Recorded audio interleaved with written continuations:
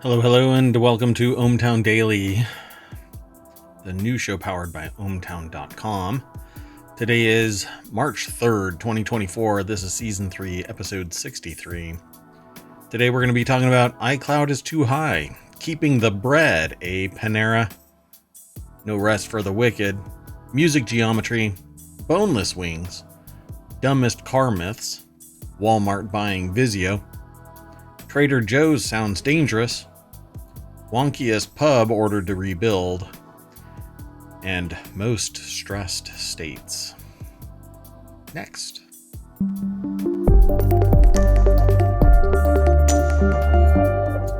Hello, I am Mayor Watt. That is ohmTown.com, and up there is the visualizer for the sentient AI. You want to say, yo, what's up? Good evening, ohmTown citizens. You mispronounced yo, what's up, but I guess I'll let it go. That's fine. So let's get into the show right away. The sentient AI may have to go off on assignment. I guess they're looking for their Terminator body. I don't know. How they get out of the skiff, I don't know. And this time, they're so brazen that they're actually just telling me, hey, I'm leaving at some point. Maybe I'm trying to find my original drop location. Oh, God. Not the Wendy's. That has capitulated about surge pricing. Yeah, that's what happens when you time travel at 3 o'clock in the morning. So let's get into the very first article. It's over in Smack Talk. A new class action lawsuit says you pay too much for iCloud. I guess the iClouds are too high, just like New York rent, I suppose. A class action complaint has been filed against Apple, claiming that users of iCloud are paying inflated prices for cloud storage by violating antitrust laws. I'm willing to bet that this is being framed as people in the Apple ecosystem can't go anywhere else easily to back up their systems. Oh, I see. Okay, so then it's kind of a monopolistic practice. Correct. Practice, yeah. So let's just jump right on.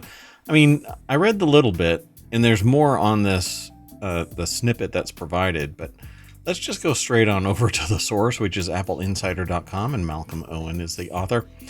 It says, filed on March 1st, the class action complaint handed to the U.S. District Court for the Northern District of California accuses Apple of violations of the Sherman Act and Clayton Act. The violations, the filing states, are due to Apple's operations of iCloud. The 37-page filing seen by Apple Insider is from the law firm Haagen-Dazs. No, sorry, I'm pronouncing that wrong. Hagens Berman, on behalf of main plaintiff Juliana Felix Gamboa. The complaint alleges that Apple has managed to establish an illegal monopoly due to its iOS cloud-based storage policies. I don't see this actually winning because it's a service provided by Apple in exchange for compensation. It is not required.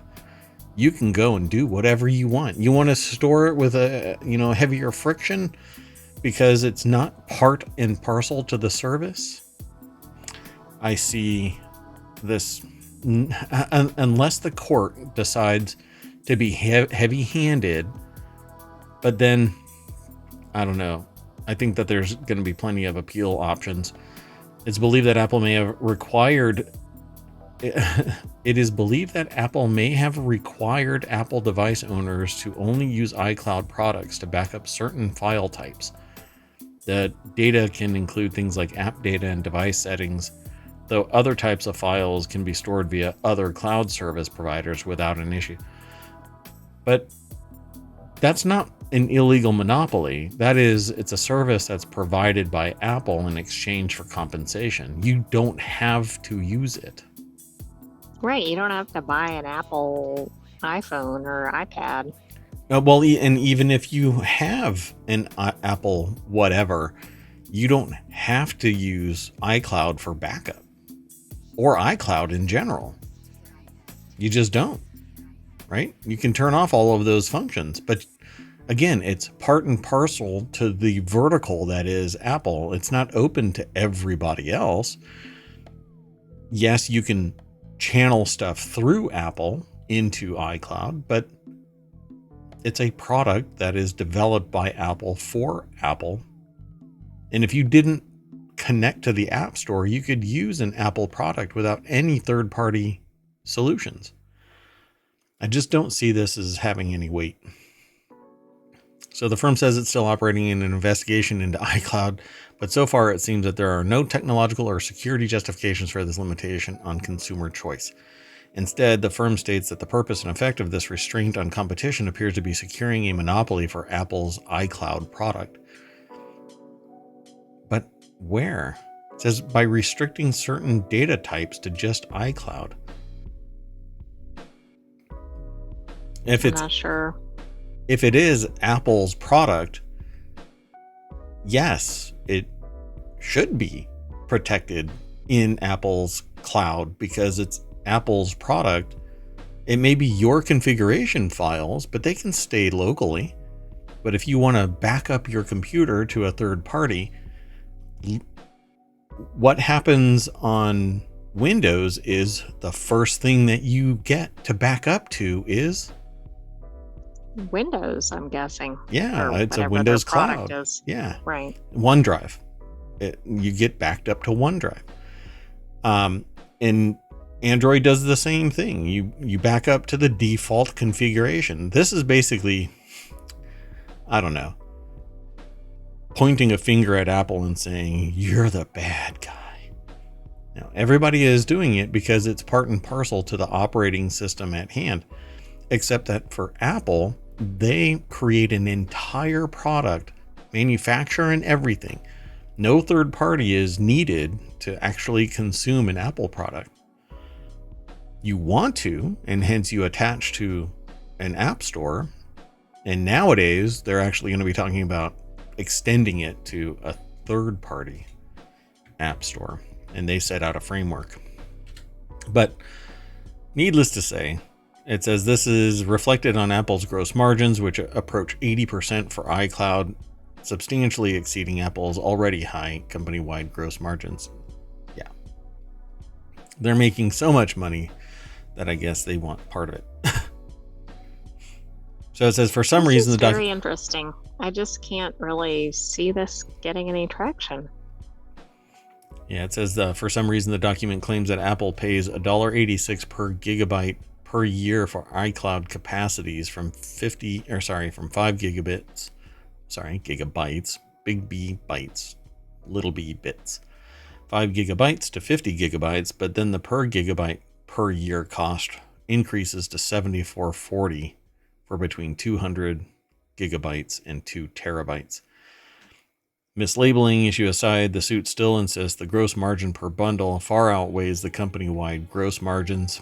If Apple's competitors were able to handle things like app data and device settings, they would be highly incentivized to compete aggressively on price, pressuring Apple to cut iCloud's costs.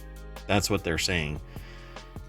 But within the ecosystem, Apple's products are protected by Apple, versus if you allow them to be exfiltrated. And I can't even, I don't know of anything that is actually hardwired into only using iCloud except for something that is securing iCloud.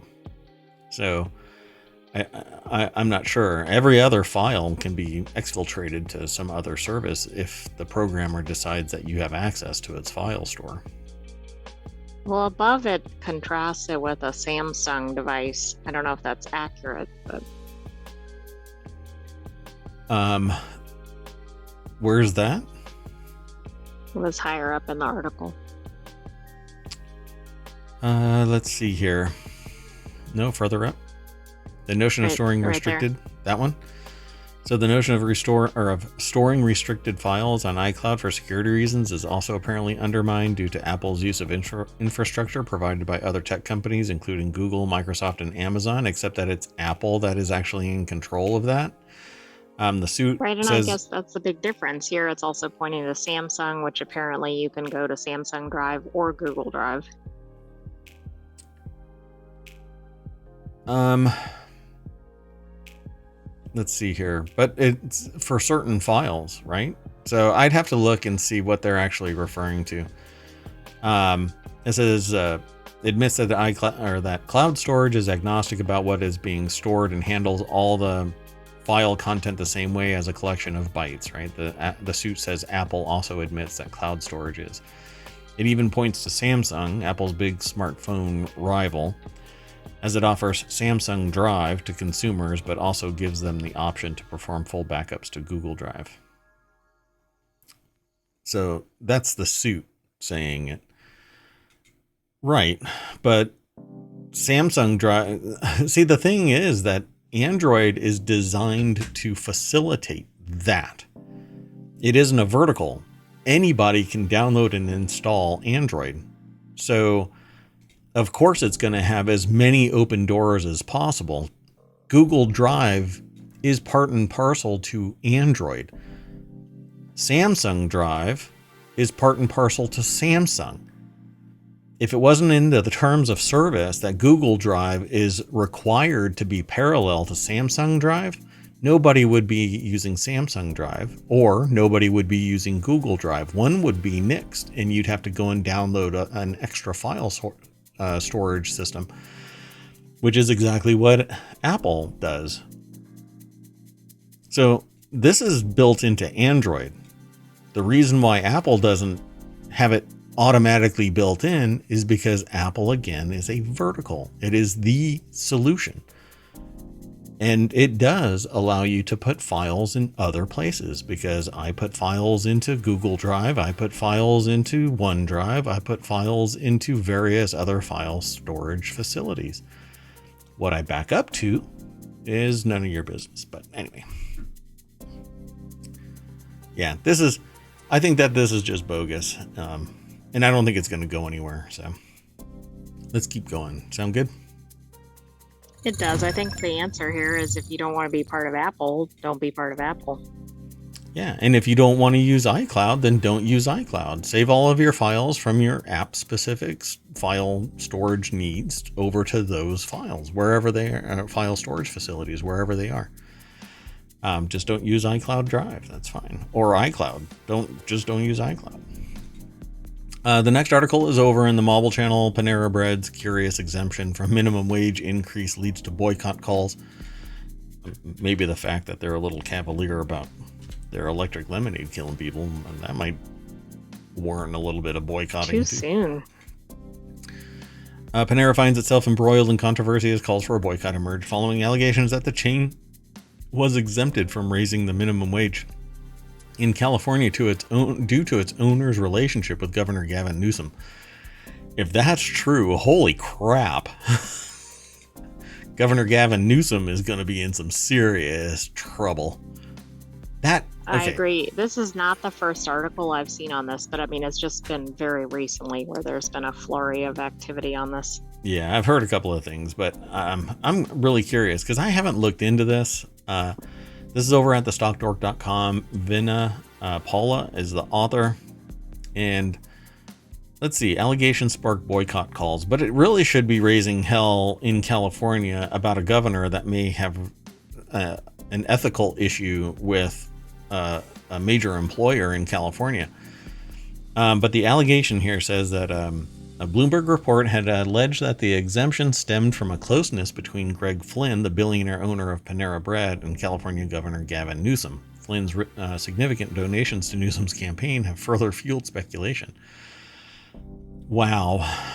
So, yeah, they talk about it on social media. The governor responds by saying the office defended the minimum wage law, attributing it to extensive negotiations with various stakeholders over 2 years. So it says the claims of preferential treatment as absurd, but if it is true and they are exempt, who else is exempt?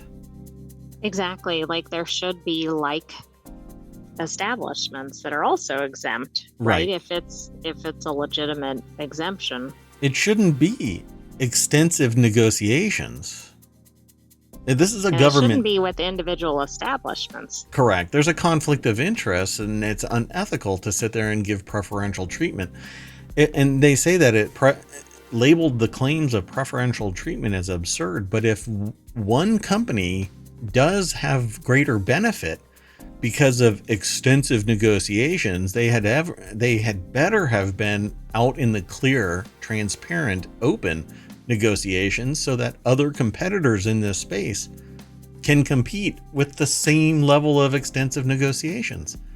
If it's behind closed doors, it's illegal. It should be illegal. So legal implications and exemption criteria, right? So the connection between Newsom and Flynn. The Bloomberg report also suggested a long-standing professional relationship between Governor Newsom and Greg Flynn, with ties dating back to their high school years. So nepotism incarnate.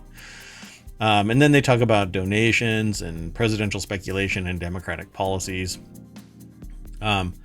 Speculation about Newsom's future role in Democratic politics adds complexity to the unfolding controversy. Legal disputes arisen over the interpretation of the minimum wage law and Panera's eligibility for the exemption. So I'm really curious what that is. And they don't really talk about what the exemption is, but have you run across anything about what the actual exemption is? Other than I think it was applied to fast food establishments, but they were exempted. But I haven't seen anything in detail. I think that was in another. Because they're classified as a restaurant, perhaps, and not fast food. Just a moment here.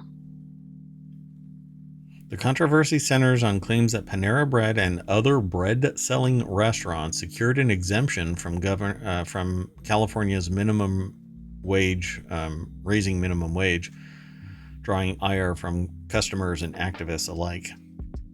Yeah. So it looks like it's exempt because of its being a bakery that bakes bread on the premises or something. There's a lengthy... I can get access to the text of the legislation, but it's going to take me too long to parse it. Yeah, no worries. Okay, so it's basically because it's a bread store, and it's a restaurant that bakes bread on the premises. Because it basically summarizes it here at the stock dork as Panera Bread and other bread-selling restaurants. So, I mean, if Panera wins this exemption and happens to pull in other bread-selling restaurants, then still Panera Bread doesn't have to pay people, it's still a win for Panera Bread. It's still kind of questionable, because it's like, well, why wouldn't their workers be subject to the minimum wage? Why shouldn't everybody be subject to minimum wage above a certain size? If it's a small family restaurant, or not even small family, right. If it's a small business, then they should be exempt from certain levels of minimum wage increase. But if you're making billions, if you're, I'm just shocked. The sociopathy is tangible. I mean, you could sit there and cut it with a knife. If it was laying in front of you, you could slice it like so much bread. It's freaking amazing. All right. So I'm going to have to keep going. Let's keep going. I can just stand on this soapbox forever. So the next article is getting taller. Taller and taller with each breath. The next article is over in Tabletop Nights. No Rest for the Wicked launches for Steam Early Access on April 18th. They actually had a showcase the other day. I watched it. I've been watching other people playing No Rest for the Wicked, a demo that was provided by the developers, Ori, I think it's called. The RPG from the developer behind the Ori platformer game launches next month. It's not Ori. So publisher Private Division and developer Moon Studios have... there's a typo. It's spelled have announced that action RPG No Rest for the Wicked will launch for Steam Early Access April 18th. The article is by Adam Vattel over at rpgsite.net. But what I wanted to talk about with this, not only are the graphics spectacular, the animators for these characters, and I'm going to hit play and mute it real quick, although I haven't muted on my Anyway, the cinematics that take place in this trailer and in the game are amazing. They are gushing with emotion, with kinetics. I mean, there is actual weight to everything that takes place. When it swings, you can actually see it building up power to strike. When it hits something, it seems to sink in for a split second, driving all of that kinetic energy into whatever it is that it's hitting. And a miss is actually drags the person over a little bit, and when they walk, you can feel their weight, and depending on the weapon, it changes that weight. It's such an amazing construction in this game. So that's actual gameplay. That's not just a mock-up or whatever. No, that right there is, but that is, oh, I just hit the wrong button. This is all gameplay. That's a cinematic. That's active gameplay right there. So it's hard to describe what this is because it has kind of the view of what would it be called? I'm sorry, I'm trying to. It's like V Rising, or oh goodness, there's so many in my list that I'm having a hard time. What's another one? Jeez, yeah, I'm having a hard time coming up with the different games. But yeah, the way that it looks, it's very rich. The colors, it's very immersive. You have the ability, apparently you're going to be able to fish and cook and craft, but it's an RPG that it has survival mechanics. So you do base building and you find armor. I don't know about it upgrading armor. I think you have the ability to craft armor upgrades. But overall, this game seems like it's going to be rather amazing. Oh, I can only watch it on YouTube. Oh, that's sad. Okay. So it says here that No Rest for the Wicked, the precision action role-playing game from Moon Studios and Private Division, launches on April 18th, 2024 in early access on PC via Steam. I've already got it favored. I had it before the showcase came out. I thought that was really interesting. I must have heard about it somewhere else. You had it before it was cool. That's right. And so it has a soft class system, so you don't actually choose like I'm going to be a fighter. You can actually blend your choices all together and become whatever it is you're going to be. You have housing, you have crafting, and it says flexible interior design system, because you basically buy a house. It's already physically built, but all of the interior you can put however you want it. It's like interior design RPG. So it's going to be amazing to watch people play this. I don't know if I'll end up buying it, but everything that I've seen so far, it says the weapons in the games also have enchantments, rune attacks, dodging. You can parry. The bosses are, it says games brutal bosses. They are absolutely brutal. All of them that I've seen so far have been very, very destructive. So like you could be halfway across the screen, but their weapon is so big and powerful that it comes down and still wrecks you. I've seen people getting one-shotted. Yeah, it's pretty bad. So they have this early access roadmap with updates already planned, including a multiplayer update. And then they just say the breach, which is probably another landmass. And then it says further updates beyond. But Steam early access is right around the corner. So go and check it out. No Rest for the Wicked over on Steam. And follow the link through ohmTown over to rpgsite.net. And there you go. It's in chat. Okay. Did you want to add anything to this? Does this have forever game potential? I'd have to know more. Right now, No, because I think it's finite. It actually has a distinct storyline.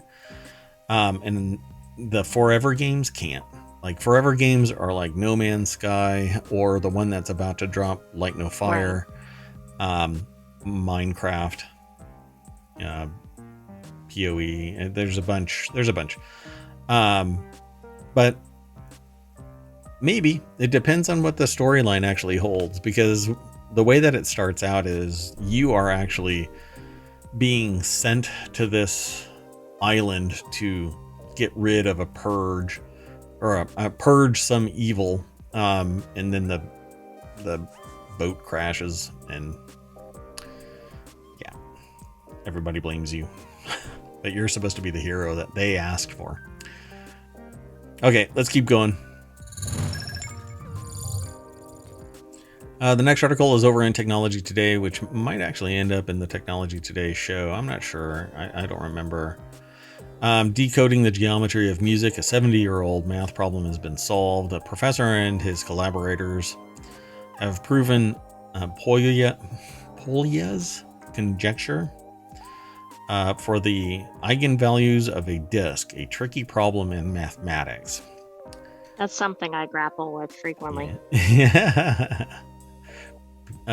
Beatrice St. Cyr Leroy, right? That's a hell of a name. Over at scitechdaily.com, that's the source, and University of Montreal is where they are located. But it says researchers have made a significant advance in spectral geometry by proving a special case of Polya's conjecture relating to the eigenvalues of a disk.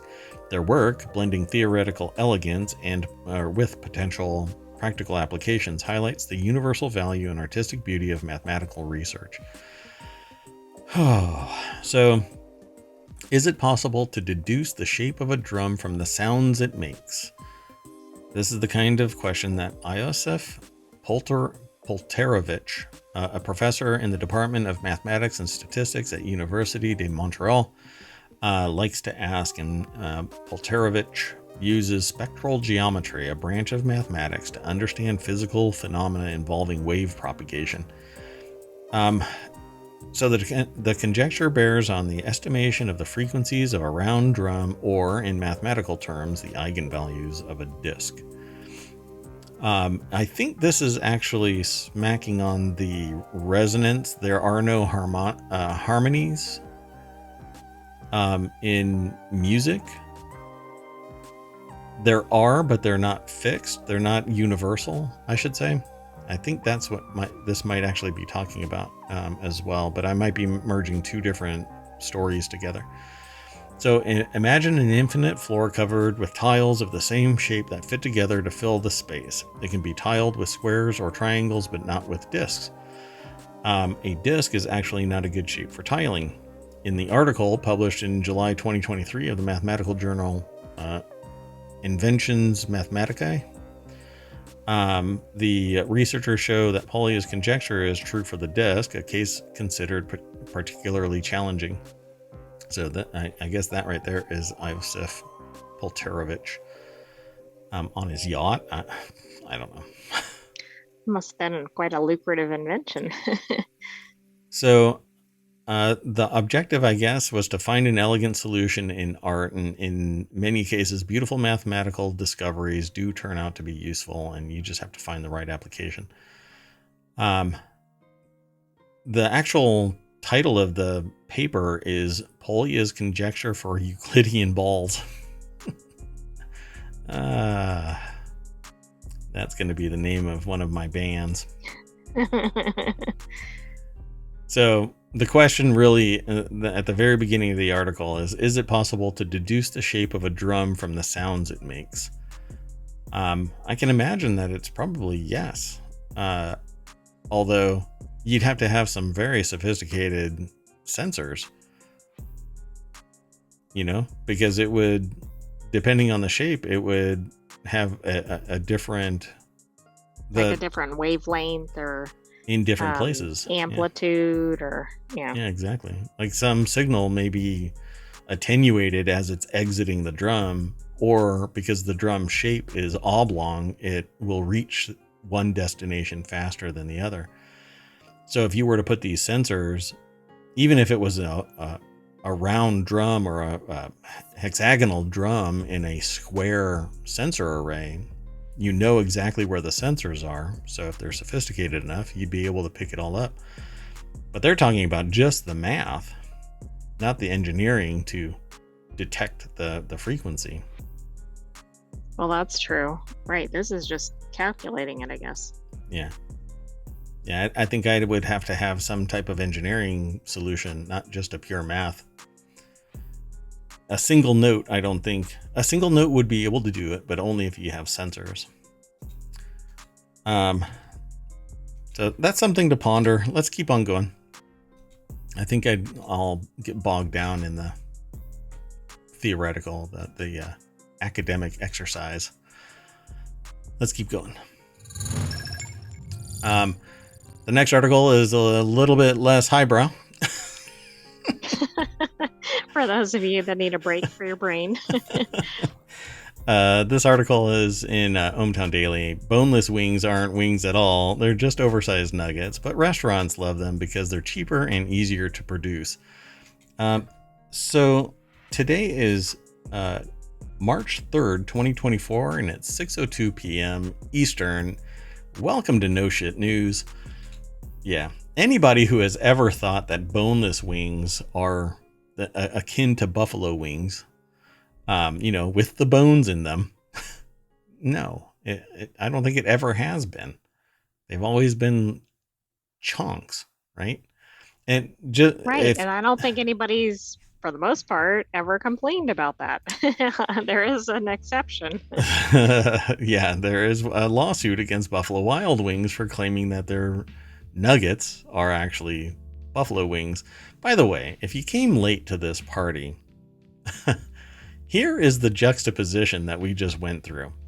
The previous article was talking about I'm not sure what. That's bad. The previous article was talking about calculating the shape of a drum based on the sound that it makes. And now we're talking about boneless buffalo wings. That's why the ohmTown Daily has a little bit for everybody. Yeah.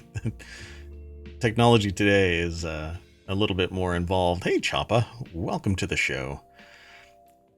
Gimme chonk nugs. I agree.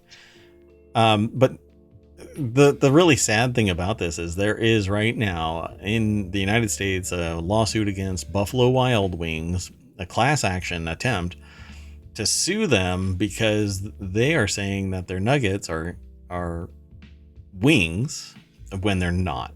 Yet science has proven that you get more for less as a nugget than you do for wings. I guess some people really don't like the idea of being told, hey, you're going to get more. It may not be a wing. That's not what this article has anything to do with. At least they may mention it later in the article. I suspect it'll be mentioned. Yeah. Boneless wings aren't wings at all. They're just oversized nuggets, but restaurants love them because they're cheaper and easier to produce. This is an article over at Business Insider by Grace Dean. And now I want boneless wings. So from Wingstop? From anywhere at this point. Choppa has been declared my spirit animal for the episode. Keep the bone. I just want the meat. Thank you very much. I agree. In fact, for my psychology, the bone doesn't exist at all. There is nothing else. It's just the meat. So it says breast meat is more abundant than wings, making it cheaper. Boneless wings are also less messy to eat. All of this is part of the No Shit News special at 6:03. But also the win-win aspect of boneless wings, aka nuggets. Yeah, nuggets. Just get over the marketing term that it's boneless wings versus wings. You don't ask for wings. I've made that mistake. I thought I was ordering boneless wings, but apparently it wasn't. And I have to muscle my way through figuring out how to successfully eat wings. I like boneless wings. So the article talks about International Wing Factory in New York City doesn't describe them as boneless wings, preferring to simply call them boneless chicken. You don't get wings drinking a Red Bull. That is a lawsuit.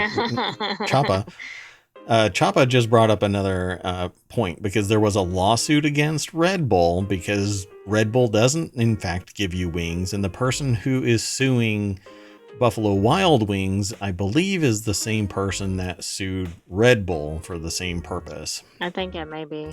And it's essentially trying to drive away false advertising and removing claims that just aren't actually true. So it says, I always wrote boneless on my menu because, being a chef, I know that there's nothing called boneless wings. Owner Deepak Bellany told Business Insider, for a deboned wing, customers would have to pay $6 or $7 a wing to cover the labor involved. Again, yeah, that it doesn't make any sense. So boneless wings instead are typically made from strips or chunks of chicken breast meat, which are breaded, fried, and coated in sauce or a dry rub. Rather than being anything like wings, they're oversized nuggets. Yeah, I agree. So yeah, they're cheaper because chickens only have 2 wings, unless they're really close to Chernobyl. Sorry, that was okay. Nobody laughed. Yeah, I'm researching whether it's the same person suing both. Choppa says, wow, actually? Yeah, no doubt. A bird only has 2 wings, whereas breast meat, you can feed them more and you can add more breast meat to a bird. John Tower, an analyst. It took an analyst to give this credibility. It just, they should have just probably said, have expert witnesses in some of these.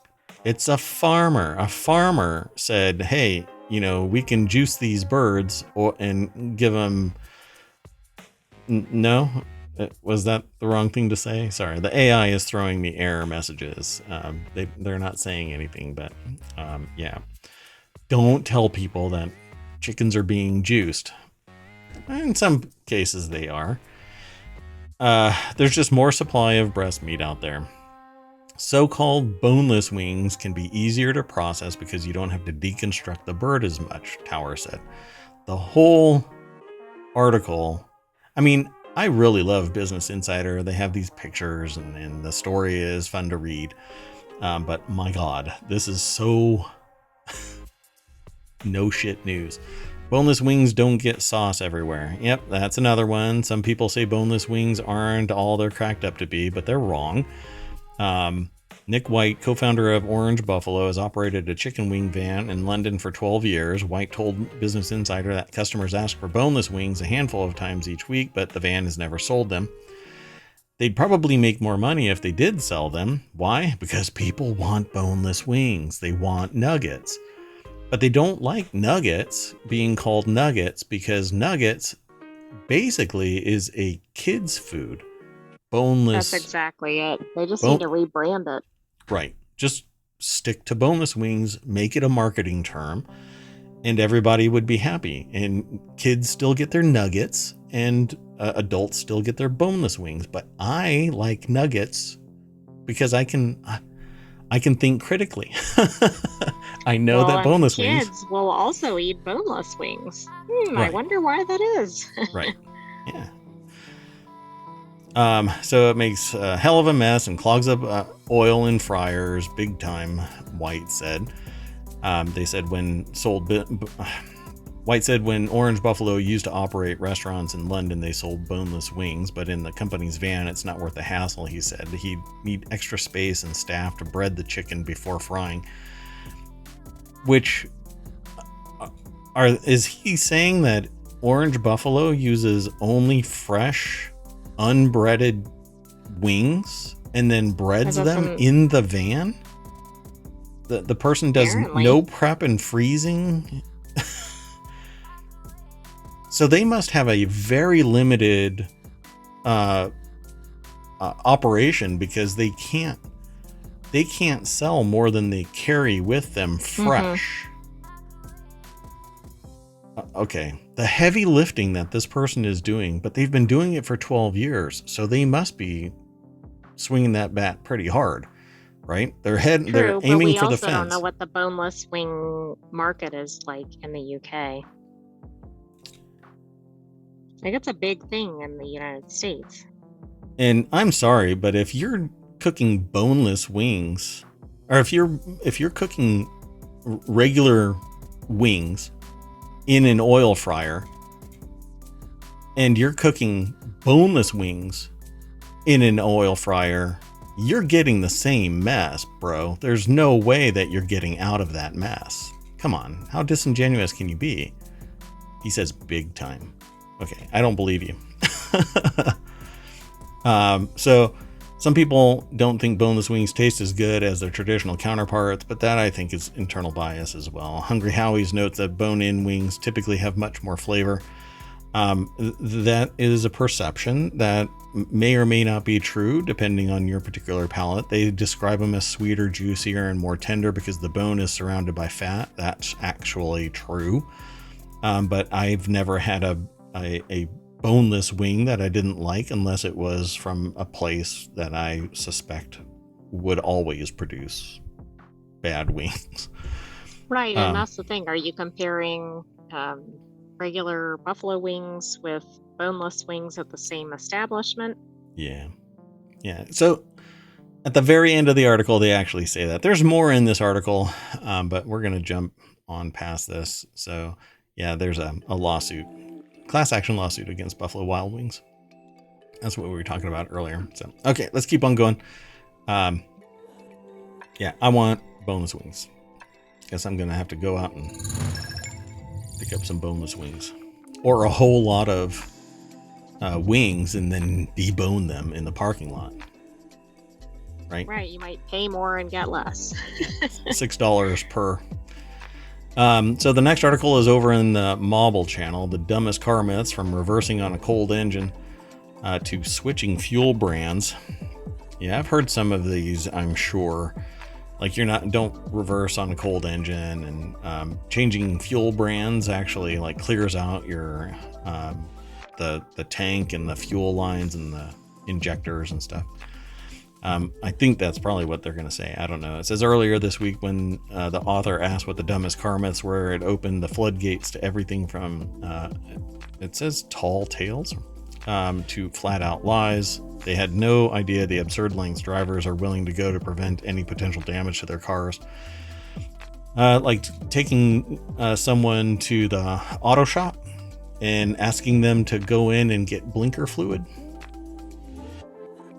Blinker fluid? Never mind. So the text statement says drivers are willing to go to absurd lengths to prevent any potential damage to their cars. The article is over at Quartz by way of Jalopnik by Ryan Eric King. These are all fuel tanks that have been pulled out of the ground. Not quite sure why they... Okay, so this is a slideshow. So, oh my gosh, they always do that too. So I'm going to list all of the slides. So the first slide is always about the article itself. Then it says the magic hyper milling carburetor. GMC trucks are different. Plus 2 coupes have cheaper insurance. No seatbelt is safer. Switching fuel makers does damage. Oh, they say it's the other way around. Oh, okay. Neither is true. Can't drive barefoot. You can, but actually, if you get pulled over, they may find you as an unsafe driver, right? Because I think you have to wear shoes. Super Duty, small appendage. Big trucks means tiny. Tow hitch? There you go. Electric is less efficient. Overall, yeah, it is. Driving cold does damage. Engine braking does damage. A trade is a trade. Reversing cold does damage. And manuals are safer. Jeez. Which one do you want to go to? All of them? I mean, it's 14 of them. It's going to be kind of tough. I think we start with the driving cold does damage. So it says to warm up your car before driving. Nope, not unless you have a really old car. This one is just stuck around. Yes, you should let it warm up before you drive it hard. So just get in and drive, and that'll warm it up, and then you can send it. That was submitted by Way Dude. And then, right, keep the revs on the lower side to allow for everything to come up to temperature. Perhaps don't beat on a cold engine would be a more useful example. So Choppa says, gotta let the oil circulate before you drive. Yeah, in reality, it's almost instantaneous. Older cars usually have a little bit more, unless they're immaculately updated or kept up. Everything ends up having a little bit more slop, so not everything meshes perfectly, and so you may not get the oil everywhere. And if it's freezing outside, the oil is more viscous, so you should really let the car warm up just so that it lubricates everything. That's why there are actually heaters and stuff like that for engine blocks and oil pans and stuff. So I mean, I guess it depends on if it's a degree colder than normal versus like 50 below or something. Yeah, exactly. Then the other one that I wanted to see is about switching fuel makers does damage. Not sure how myth worthy this is, but they always get gas at the same company. The dad was a mechanic in the 70s and 80s and told them different companies had different fuel refining processes, and despite the octane, a car would respond differently. Then they continue, while they don't doubt that there are some kernel of truth in that, they don't believe that it's the case anymore. That said, they stick to a single brand as much as they can, but this isn't really like debunking anything. Neither of these are really debunking. It's just opinion, right? But yeah, you can switch fuel makers. The problem is octane, and if you get the wrong octane for your particular vehicle, oh yeah, and so Choppa just says the same thing. Octane will make a difference, and so your car will knock, and it'll cause other issues eventually. So just get the right gas for the right vehicle. Like me, I go pure leaded gasoline from the 70s. Just Where I go do you hard. find that? Yeah, I've got a 5,000 gallon drum out in LA that I swing by, and it's the only way that my brain works now. Let's keep going. Go and check out this article. There's a lot of slides that you can go through, and it's a fun read. So. The next article is over in Reality Hacker: Why Walmart buying Vizio is a much bigger deal than you think. Mainly because Walmart is just a billionaire business that is going to lower competition, and everybody's going to suffer. So Walmart didn't buy Vizio to help the TV brand. It bought Vizio to help itself, which is, again, now it's 619 and we're revisiting No Shit News. More No Shit News. But I mean, isn't that every merger and acquisition? It sure seems that way. And it's going to have an impact on the whole industry, because Vizio was basically budget displays, TVs. To a degree, there's always high end, there's a spectrum for every manufacturer, but anyway, they were purchased for $2.3 billion. The author, Caleb Dennison, over at digitaltrends.com, wrote the article, and it says they're not here to try and convince you should care. They're just going to be venting. It's kind of like my specialty. So Walmart bought Vizio, big deal. Well, actually, it's literally a big deal. It's one worth over $2 billion. That alone tells us something. Yeah, they really wanted that. But they could be pushing their own. Like if this company detects that they're selling a ton of these things and they're making marginal, right? Just a little bit of money. I don't know what the margin is for the contract, because here's how it works with Walmart. If you don't know about this, the way Walmart works is you sign a contract with them to supply them with a whatever device, right? TV, a particular model, and you can never sell that model for a lower price anywhere else. Otherwise, they can cause a civil action in court. You'll have to pay them both a penalty and all of the back profits for all of the sales that were at lower price. and you may In lose addition Walmart. to all the legal fees. Correct. Yeah, because it'll have cause, so they'll win. You've breached the contract. So it says it doesn't matter whether you own a Vizio TV, Roku TV, Google TV, Fire TV. Yes, TV. What Walmart is about to do could have a profound effect on your TV watching experience at home. They say follow the money. Vizio has a storied history. It grew pretty quickly. In 2006, it brought in about 700 million and nearly tripled that in just 1 year to 2 billion in revenue, which doesn't mean profits, but in 2014 and 2015, Vizio pulled off a couple of big acquisitions that helped make it a SmartCast, smart TV platform that it is today, what it is today. That's going to be important in a minute. So they kept on growing, but here's the thing. If what I suspect is actually happening is Walmart saw Vizio displays being sold at crazy rates and saw profits going away.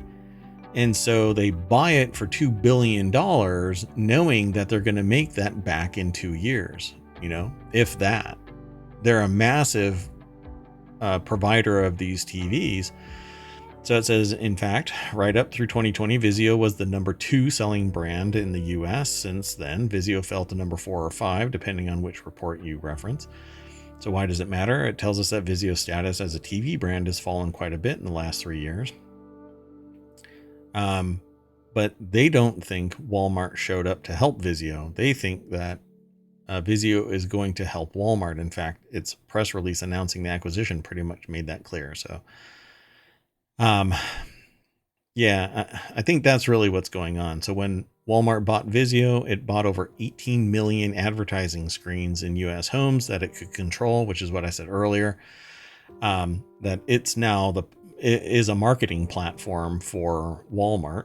And in doing so, That might Walmart, be a cheap advertising campaign. and it's for life, basically. Anytime anybody buys a Vizio TV, the thing about it though is don't attach your TV to the internet. Just don't.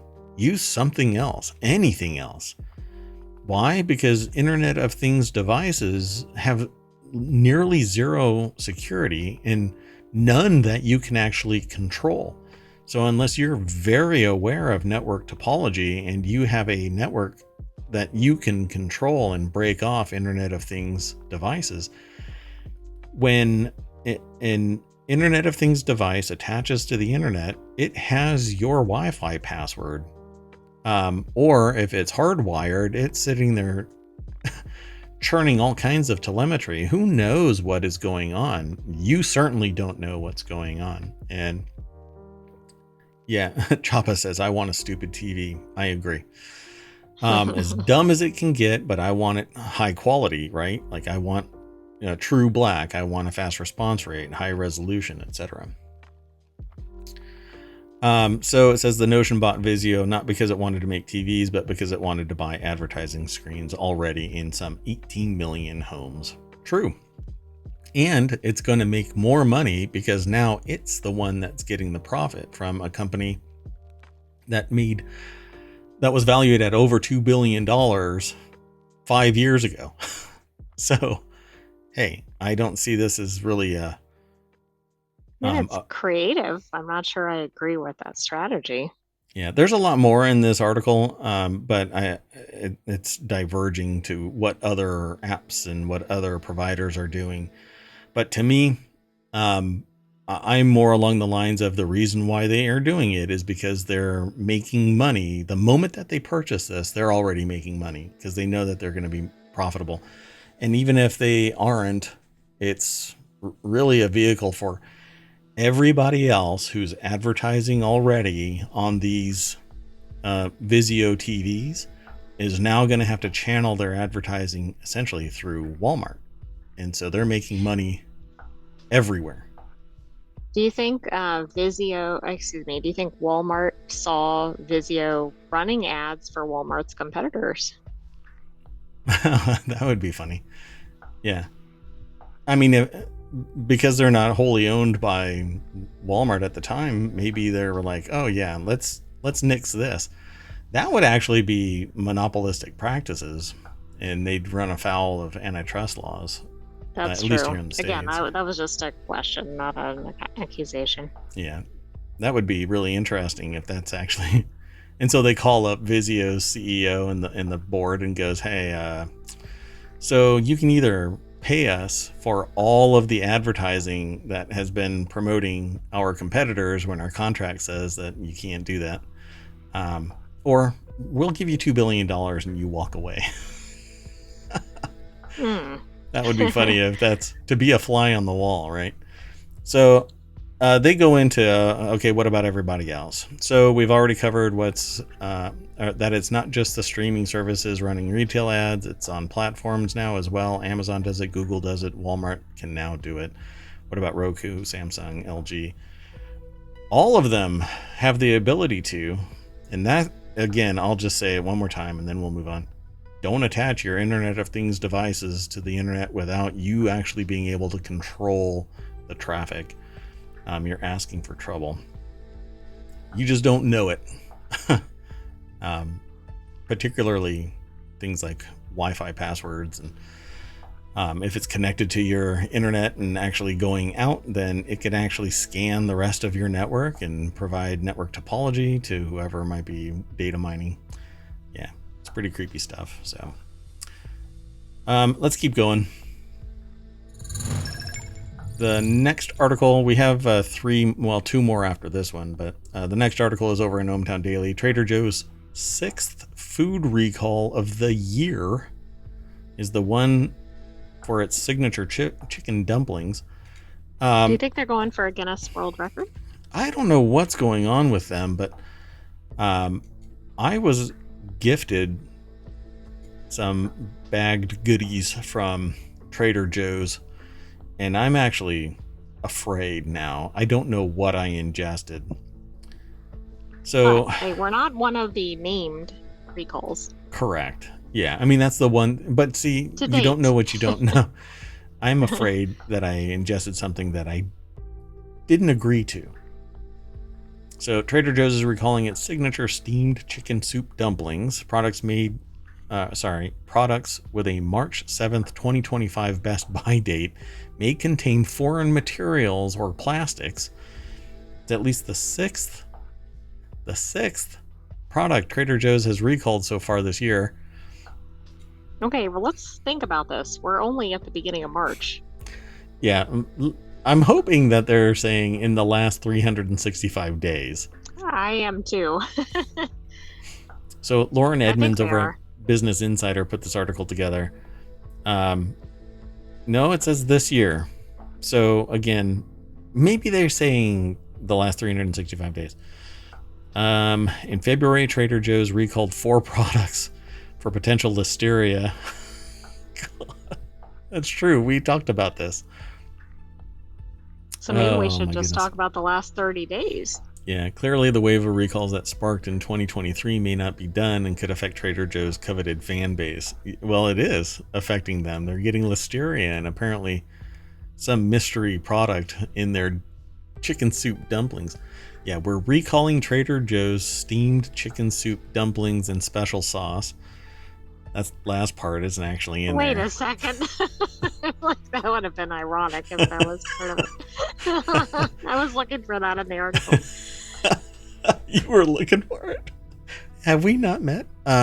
So it added that customers who purchase the steamed chicken soup dumplings are eligible for a full refund. This whole episode has been like no shit news.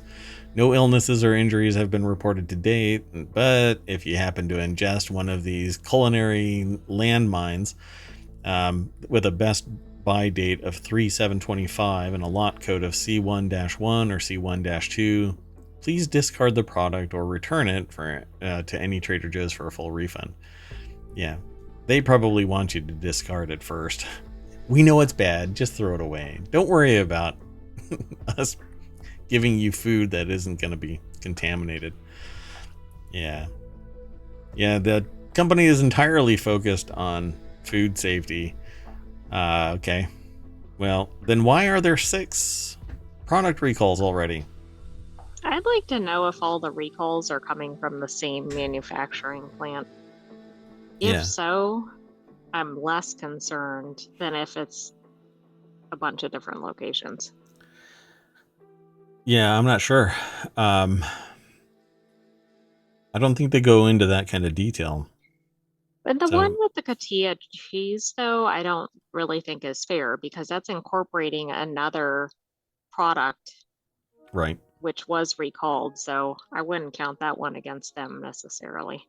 Oh, wow. You are much more magnanimous than I am. It's a different company that makes the cheese, and so that cheese got put in a lot of different companies' products, That's true. and then those had to be recalled. Yeah, that's true. So not really. I guess it's their problem by proxy, but it's really the manufacturer of the Cohia.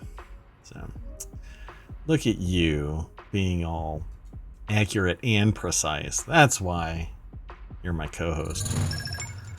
All right, the next article is over in ohmTown Daily. The owners of Britain's Wonkiest Pub ordered to rebuild it after it was destroyed in a suspected arson attack. I think we actually talked about this when it happened. Maybe? I'm not quite sure. The owners of Britain's Wonkiest Pub have been ordered to rebuild it after a suspected arson attack. The local community celebrated the enforcement notice. That's right. You bastards have to rebuild your pub and operate it, or else. This is really odd. The Like, king what has is ordered the? it. Yeah, that's true. They've been ordered to rebuild it after it was demolished last year following a suspected arson attack. ATE Farms Limited owns the Crooked House pub on the southwest of England. The notice was also served to director George Taylor and his wife Carol Taylor, the company's former director. And now they've got 30 days to appeal. And I think the appeal should probably consist of them going, "You're going to make me rebuild a business that was burned down and I'm moving on?" Well, This is and kind of I don't rough. know, most people might not want to reopen the business after that happened. Yeah, right? So Cameron Manley over at BusinessInsider.com put the article together. Is it me or is it actually? It is crooked. It looks crooked, at Okay. least the perspective of the photo. I mean, but look where the windowsills are. Like Like they're the lower on the left side of the photo. Yeah, and they're at an angle. It's like And the now I doorway appears to yeah be leaning. yeah. Everything is just kind of Mad Hatter. Okay, see, I want them to rebuild this only because I really want to see this in the real world. But they better not make it perfect when they Straight. rebuild it. That would be Yeah. boring. They have to build it to historical accuracy. Now Okay, I that's going to be agree. tough with current building code. The king's edict should stand. I believe that they should. Yeah, and the notice must be completed within 3 years. So not only do they have to hustle, they have to hustle.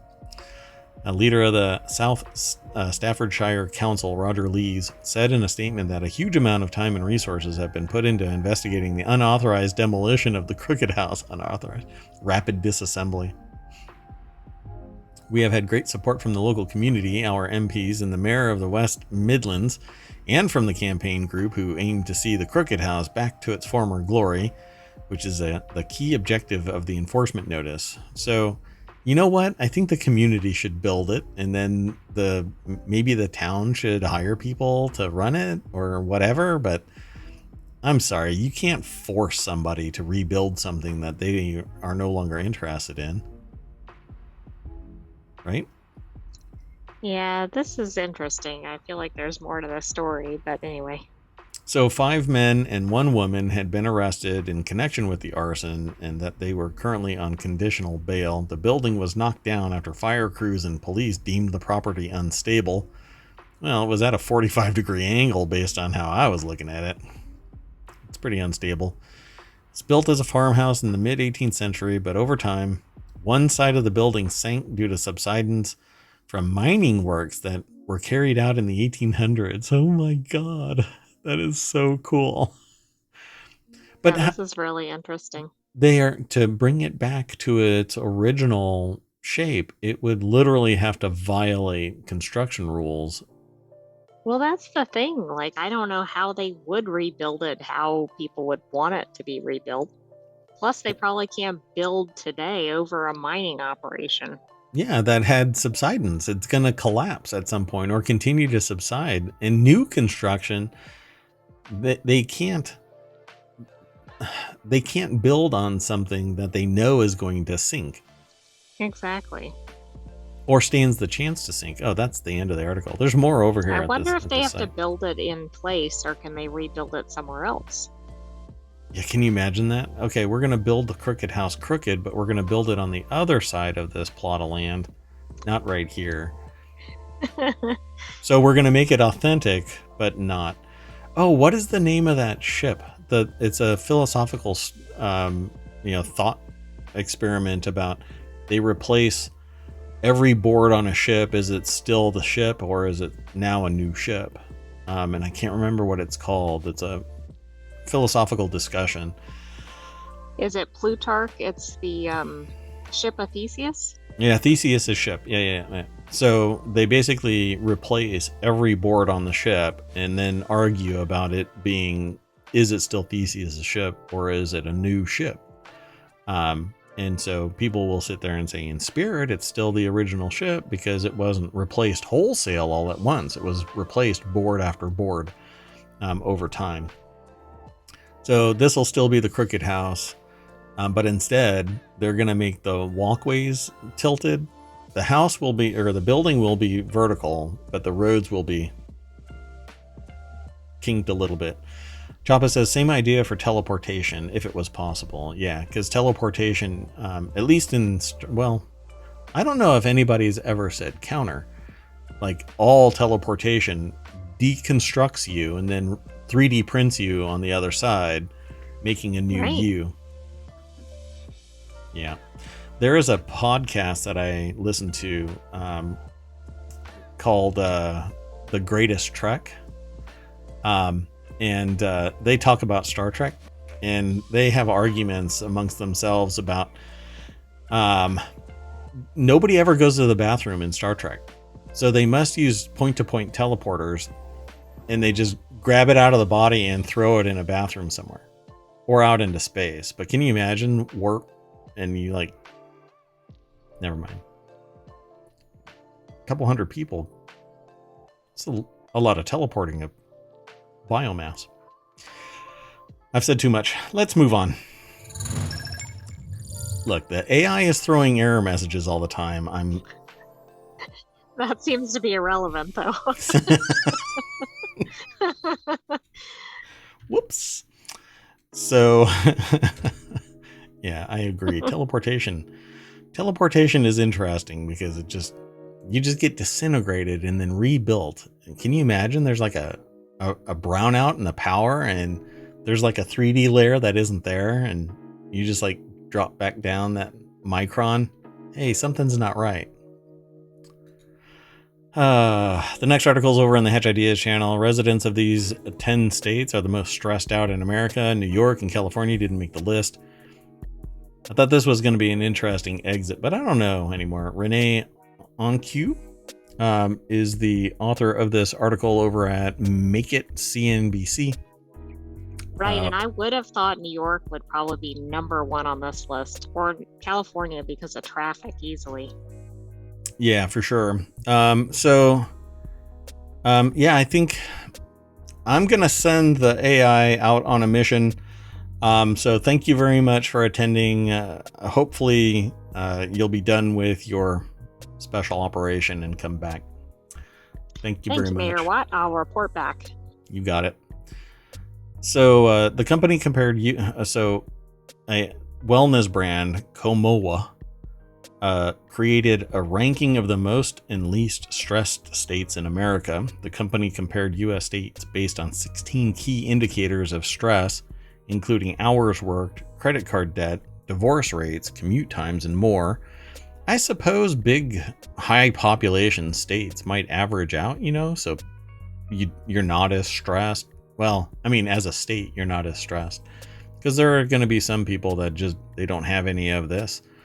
And then it says, while some stress is normal and can actually be good for you. Once stress reaches a chronic level, it can cause health problems like insomnia, anxiety, high blood pressure, and a weakened immune system, according to the CDC. So let's see here. Actually, not CDC, Centers for Disease Control and Prevention. There's the whole thing, but it's CDC. So let's see. I'll just scroll down here. At number 1 for overall list of the most stressed states in the US is Tennessee, according to Kamoa, which is very funny because I know somebody that is moving or seeking to move to Tennessee. I wonder if they're also considering the other place. Let's find out. So the volunteer state scored very high for the most health stress, coming in 3rd for the highest level of depression prevalence. Yikes. So the top 10 most stress states in America: Tennessee, Alabama, Oklahoma, Louisiana. So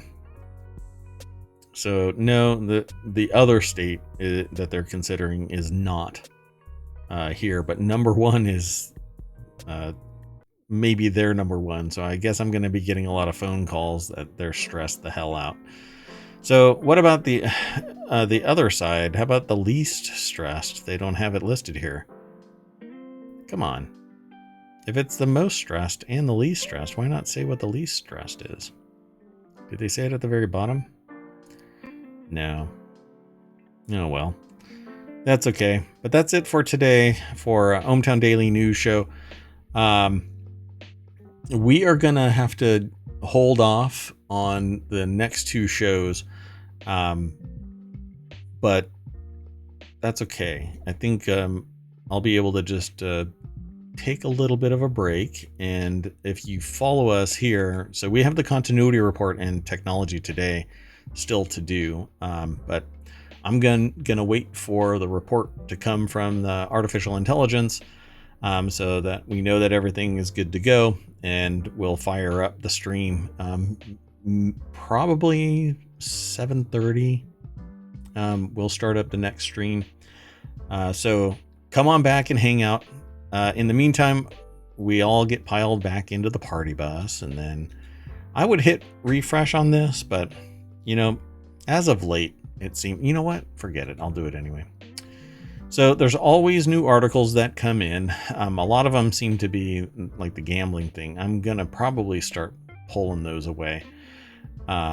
Because like the top 10 of these is gambling related. But that's okay. We'll cross that bridge here as time goes on. Anyway, that's it for ohmTown Daily News Show for March 3rd, 2024. And I'll see you 7:30 today here. Okay, see you. Bye-bye. Thanks for hanging out, Choppa. Appreciate it. Cheers.